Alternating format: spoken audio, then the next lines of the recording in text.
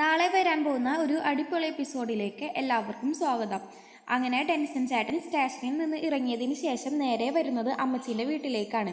Denson ചേട്ടൻ ചോദിക്കുന്നുണ്ട്, ഞാനൊരു കുറ്റവാളിയാണ്, കുറച്ച് ദിവസം കൊണ്ട് എൻ്റെ മനസ്സൊന്നും മാറിയിട്ടില്ല, തനിക്കിപ്പോഴും ഇഷ്ടമാണോ എന്ന് ചോദിക്കുകയാണ്. അപ്പോൾ ആ സമയത്ത് റീത്തേച്ചി പ്രത്യേകിച്ചൊന്നും പറയണില്ല. ശേഷം രണ്ടുപേരും കൂടെ അകത്തേക്ക് പോവാണ്. അപ്പോൾ എന്തായാലും നിങ്ങളുടെ തീരുമാനം എന്ന് ചോദിക്കുമ്പോൾ റീത്തേച്ചി പറയും, എല്ലാവരുടെയും അഭിപ്രായം അതാണെങ്കിൽ ഞാൻ സമ്മതിക്കാമെന്ന്. ശേഷം അമ്മച്ചീസിൻ്റെ തിരുത്തെളിക്കലാണ്. ആനന്ദ് വർമ്മയും സുശീലാമ്മയും കുറച്ച് പണിക്കാരെല്ലാം എത്തിയതിനു ശേഷം തിരുത്തെളിക്കൽ അതിഗംഭീരമായി നടത്താണ്.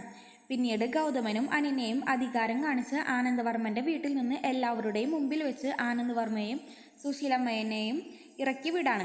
അതേസമയം വനജേച്ചിൻ്റെ അസുഖം അറിഞ്ഞ് വിജയും സ്വപ്നയും ചേർന്ന് വനജേച്ചിയെ ഹോസ്പിറ്റലിൽ കാണിക്കുകയും അഡ്മിറ്റ് ആക്കുകയും ചെയ്യുന്നുണ്ട്.